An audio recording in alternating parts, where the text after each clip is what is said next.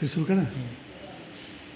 मैं बेचन Mishra class 11th के सेट्स के प्रश्नावली 1.5 के प्रश्न नंबर 6, प्रश्न नंबर 7 जो थोड़ी से कठिन है, इनको समझाने का प्रयास कर रहा हूँ।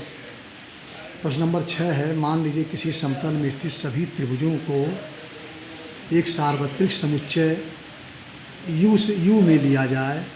ये उन सभी त्रिभुज का समुच्चय है जिसका कम से कम एक कोण 60 अंश नहीं है। तो हमको पहले इसका अर्थ समझना पड़ेगा। 60 अंश नहीं है, इसका मतलब वह त्रिभुज किसी प्रकार का हो सकता है लेकिन वह समबाहु नहीं होता। तो इसको तो कह रहा है कि ए डैश बता। ए डैश का मतलब आप लोग समझते होंगे, कॉम्प्लीमेंट ऑफ ए, मतलब ए के पूरक समुच्चय को लिखिए। तो पूरक समुच्चय किसे कहते हैं? यू में से ए को घटा दीजिए, जो बचता है वही ए डैश कहलाता है। तो यू का मतलब है सभी प्रकार के त्रिभुज, ए का मतलब है जो समबाहु नहीं है वह त्रिभुज सभी इसके अंतर्गत आएंगे।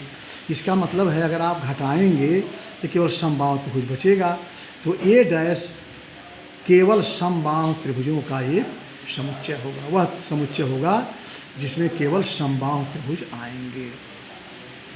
प्रश्न नंबर 7 है, A union A dash is equal to U तो होगा आंसर, लेकिन यू कैसे होगा इसको समझने का प्रयास करिए। इसको उदाहरण से मैं समझाने की कोशिश कर रहा हूँ। मान लीजिए यू बराबर 1 2 3 4 10 तक, ए बराबर 3 4 5, तो ए डैश का मतलब यू में से यही 3 4 5 को विलुप्त कर दिए, हटा दीजिए। तो क्या बचेगा? 1 2 6 7 8 9 10। यह जो है ए डैश हो गया। अब ए यूनियन ए डैश जब बनाएंगे, ए और ए डैश को यूनियन का मतलब मिला दीजिए तो फिर यू के बराबर हो जाएगा। 1 2 माने ए के और ए डैश के एलिमेंट को मिलाइए एक साथ, तो 1 2 3 4 5 6 7 8 9 10 हो जाएगा। इसका दूसरा खंड देखें, कह रहा है कि phi dash intersection A is equal to A कैसे होगा, इसको देखने का प्रयास करिए। फाई डैश का मतलब रिक्त समुच्चय। तो रिक्त समुच्चय जिसमें कोई अवयव नहीं है, जब उसका आप पूरक बनाएंगे तो यू के बराबर आ जाएगा। और यू माने यूनिवर्सल सेट, और इंटरसेक्शन जब ए बनाएंगे तो केवल ए के एलिमेंट चूँकि यू में है तो वह ए के बराबर आ जाएगा। इसको उदाहरण से भी आप समझ सकते हैं कि यू इज इक्वल टू 1 2 3 10 तक है।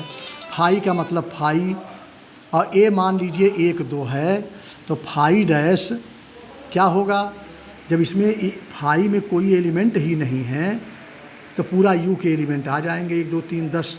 अब फाई डैश और ए का जब आप इंटरसेक्शन बनाएंगे, फाई डैश और ए का जब इंटरसेक्शन बनाएंगे तो केवल इंटरसेक्शन मानो जो दोनों में कॉमन है, तो दोनों में कॉमन 1 2 होगा जो ए के बराबर होगा। प्रश्नावली 6 को हम लोग हल करने का प्रयास करेंगे। इसको हल करने के पहले इसके सूत्र को हम जानेंगे। इसको आप लिख लें पूरा detail. N A union B is equal to n A plus n B minus n A intersection B.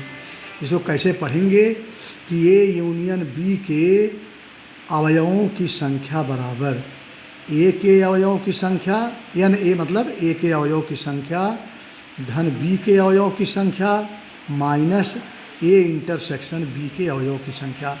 माने ए यूनियन बी के अवयव की संख्या बराबर होगी ए के अवयव की संख्या, बी के अवयव की संख्या जोड़ लीजिए और उसमें ए इंटरसेक्शन बी के अवयवों की संख्या घटा दीजिए, तो वह ए यूनियन बी के अवयव के संख्या के बराबर होगा। इस सूत्र का हम लोग इस प्रश्नावली में प्रयोग करेंगे और फिर मैं आगे इसको आप जान लें पहले, फिर मैं आगे इस प्रश्नावली के प्रश्नों को हल करने का प्रयास करेंगे।